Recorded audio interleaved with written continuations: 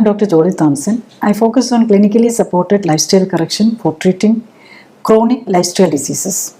Here I would like to share my professional experience with this approach. This series is about my experience with patients who took clinically supported lifestyle correction to avoid surgery and reduce and stop medication. This can help you understand how valuable are the lifestyle corrections needed for overcoming any chronic lifestyle disease. Most importantly, what advantages such an approach has when deciding on surgical procedures or continuing with the lifelong medication. Here we learn of the approach for a patient, 57-year-old man, suffering from severe urinary pain and urinary obstruction. His ultrasound examination shows prostatic hyperplasia and cystitis, and he is having renal stone on the left side, and his right kidney is absent, and actually it is removed in 19 years back for renal stone, so he has only one kidney. Now his PSA is very high and suspecting prostate cancer, and he is advised to undergo surgery. He is diabetic for the last 18 years, and he is having arthritis and spinal disc prolapse also, and his radiculopathy, that is the referred pain to the left leg also.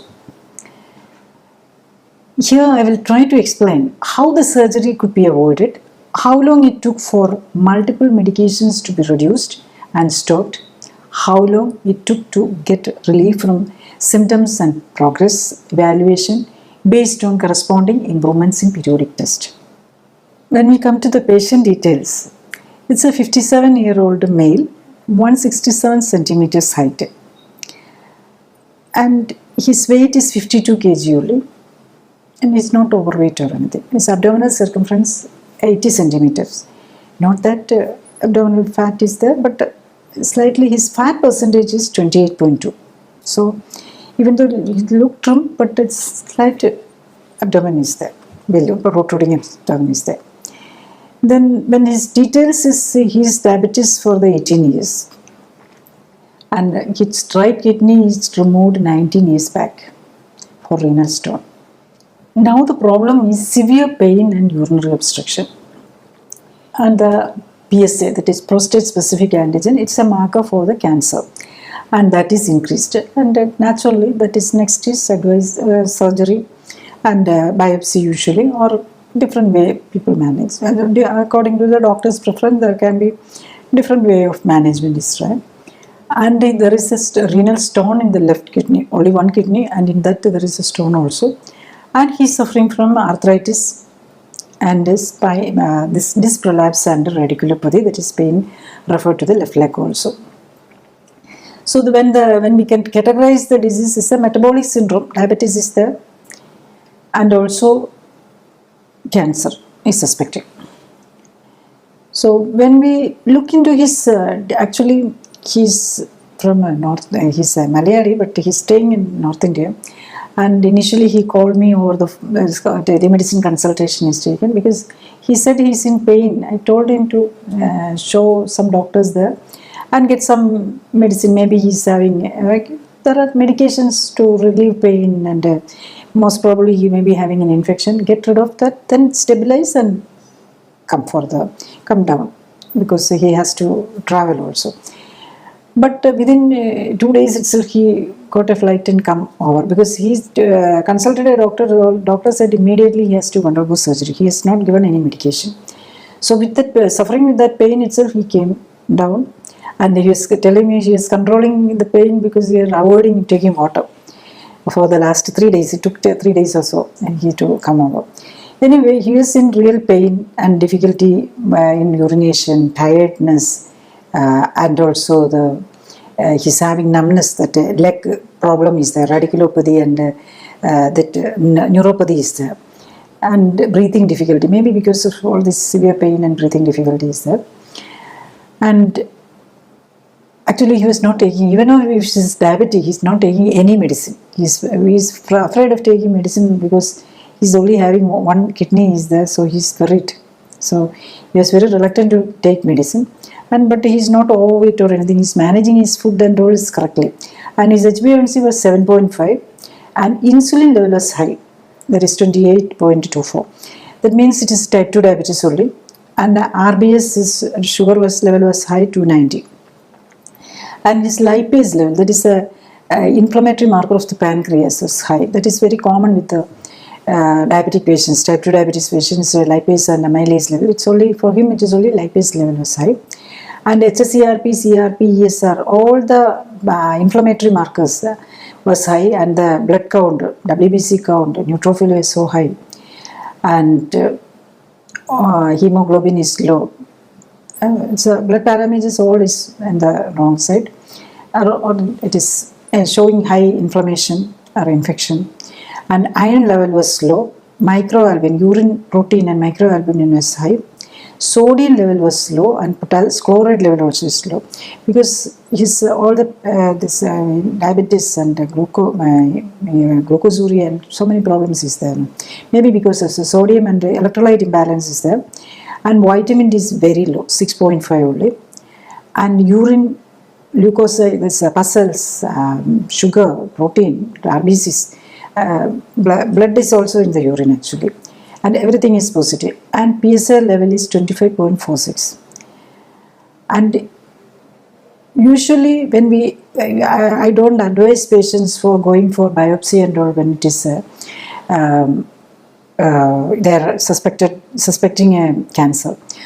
Usually we go directly to, if it is sufficiently high tumor marker, it's always better to go for a PET scan itself, because we will get a very clear idea.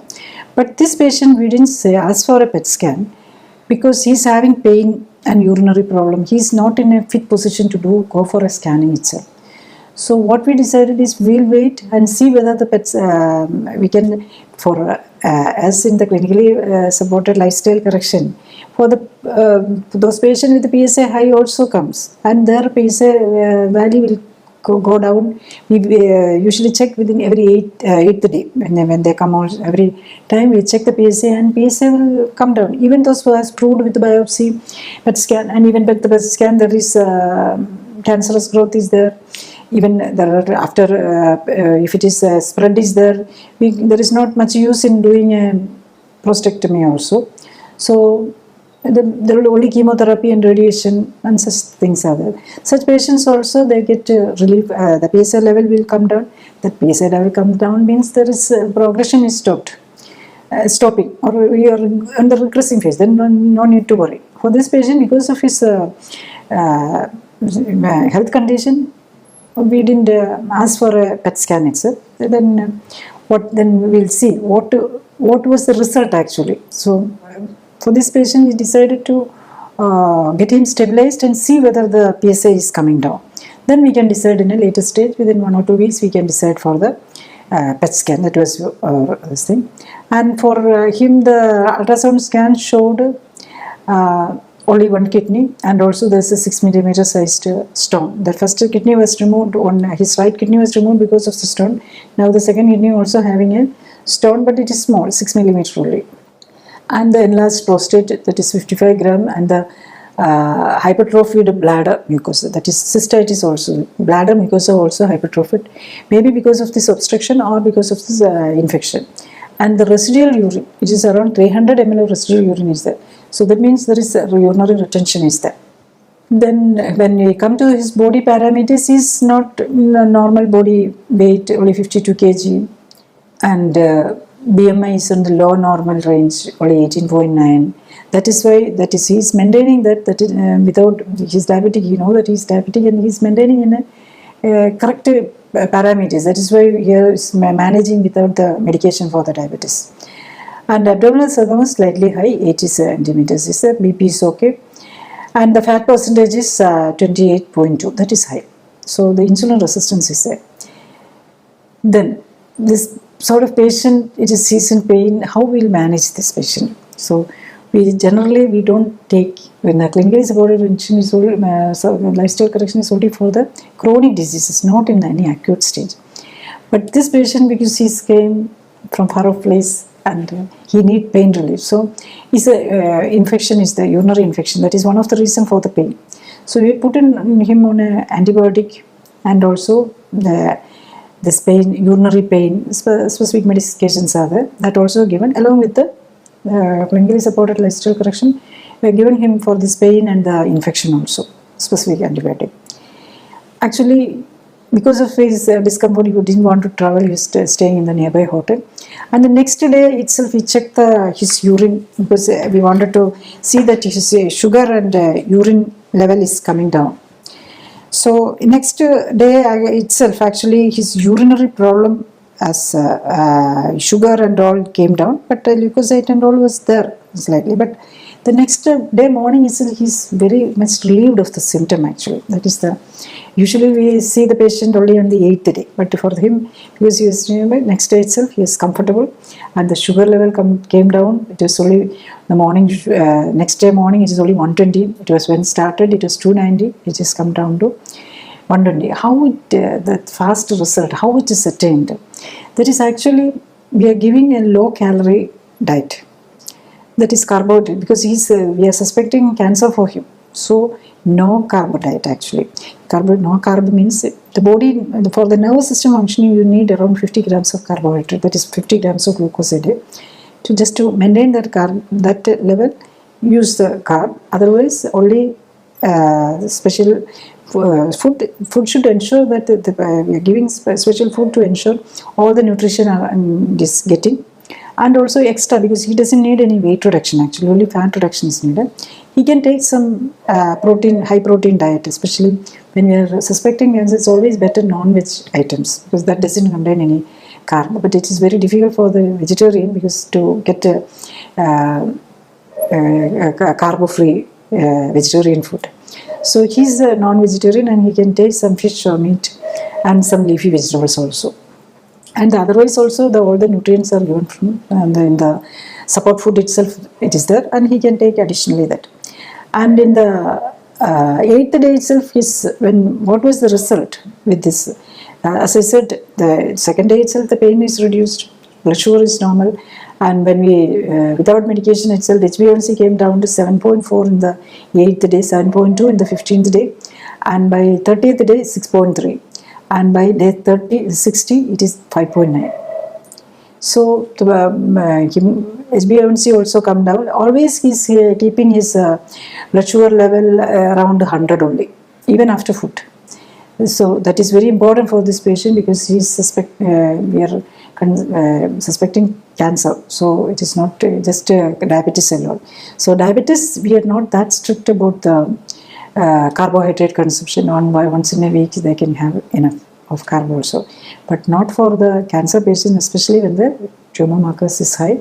Only after tumor markers is down and the PET scan is needed, if it is, that also shows relief, only we can add the carbohydrate in the food. So why it is so?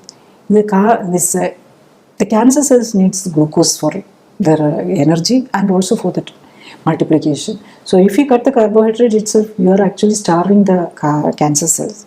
That is applicable for all the cancers, whether it is stage 1, stage 2, stage 4, whatever. If you are able to starve the cancer cell by cutting the glucose content in the food, and also in meantime you should, that alone is sufficient. Make sure that you give all the nutrient in the correct proportion for the building up of the body. That is the repair of the body. That is, cancer occurs only because of the damages or the mutations in the cell. If you are able to remove all the mutated cell by you support your immune system with the nutrients and new cells to produce new cells, and they will do the surgery. You don't have to go for any surgical procedure. Our own immune system has the capacity to remove all this.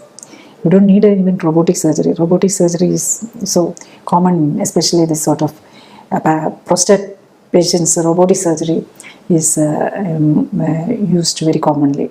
So you don't need any robot or anything. Your immune system, if you are empower the immune system, they will remove and starve the cancer cells. That is sufficient for the generally. And for this patient, and this blood sugar came down, and lipase, that is pancreas inflammation, that is also by 30 days it was this almost the same, but by 60 days it came down to normal. HSCRP came down by 15th day, and CRP, all the inflammatory parameters, the blood count came by 15th day itself. It is all inflammatory parameters are all corrected by this thing, and the iron level corrected by 60th day, it was come down up to 113. And microalbumin, urinary protein was there. That is kidney was affected. That is very common with the infection, and also with the diabetic patients. That also got corrected with the 8th day itself. Microalbumin disappeared. The electrolyte correction within 8th day itself. Electrolyte get corrected. Urinary infection cleared by the 8th day. PSA came down. That is the most important thing. PSA was 25.46, came down to 14.87 in the 8th day. And by 10th day, by 15th day, 10.58. And so it is coming down. So we decided not to go for a PET scan immediately. So by the 30th day, PSA is normal, 3.97. And again on the 60th day, it came down, further down. This is in the normal range otherwise also, 2.56. So we didn't go for a PET scan. There's no need for a PET scan, because only because PSA we are worried. Now the PSA is normal, then we don't have to worry about it. So he wanted to avoid a surgery, because he's worried of the surgery, and he knows that he's already diabetic and so many problems. So he wanted to avoid the surgery. That's why he came down with all the difficulties, with suffering 3 days pain. He came down to Kochi actually, and it was worked, because he's by 58th day itself, next day itself he can see the difference in him, and he was so confident. And actually he stayed till 30th day in Kerala, not in the hospital or anything. He stayed with relatives for 1 month, and then only after PSA is negative only he gone. And his HbA1c also by the time came down to 6.3. He is symptom free, and even his neuropathy, pain and all that disc problems were also relieved. Some numbness and all was there, but he is comfortable. By 60th day, he changed, some tiredness is there, otherwise he is perfectly all right. And that is actually the tiredness because of their family problem. He was running around and all by the 60th day. Otherwise, he was doing fine. All the blood parameters normal. Next, what he has to take care of in the future. What is actually we are planning for him is actually, he was only 52 kg. He can actually by 60th day he increased 1 kg. Usually diabetic patient and all, we ask them to reduce the weight, but he has actually increased the weight. But his body fat level was 28.2 initially, but 60th day it came down to 20.4. That means his insulin is acting, insulin resistance is getting relieved, and his insulin is acting in the better way. That is why he is getting this HbA1c and all is coming down. The sugar is normal, and abdominal circumference also. And he's 80 centimeter by he's reduced to 78 actually by 60th day. But ideally he can bring his weight up to 55, but his abdominal circumference should come down to around 70. And when he is starting, his body age was shown below actually 41 only. But by 60th day his body age came down again to 37. So the body age and the health is actually proportionate to your bone and muscle health. When you are looking into for our diagnostic parameters, when we look, and your fat level should be in the low normal. That is for the men around 7 to 15 should be the fat level, and he is also advised to bring down his fat level to 15%. And definitely he should check his this PSA. HbA1c he has to come down, bring it down because he is suspected of a cancer. It is always better to bring down the HbA1c below 5.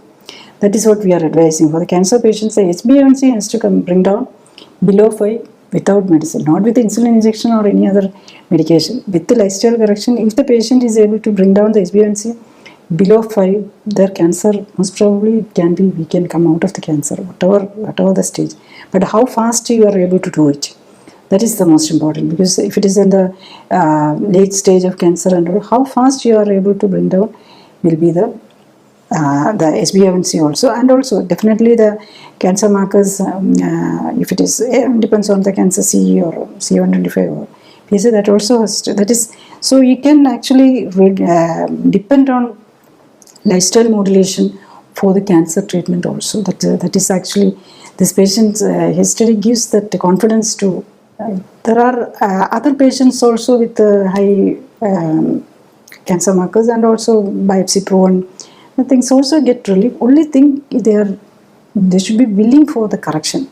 They should be willing for the change. Then you don't have to go for this surgeries, which are all having so many side effects. And also the chemotherapy, again, so much of side effect, and no guarantee also for the surgery or chemotherapy. Doesn't give any guarantee for cancer cure. So definitely, when there are enough measures to monitor whether you are getting relief, you can definitely go for a lifestyle modulation. That is, this patient itself is free of this medication and all the biopsy, surgery, even PET scan you are able to avoid.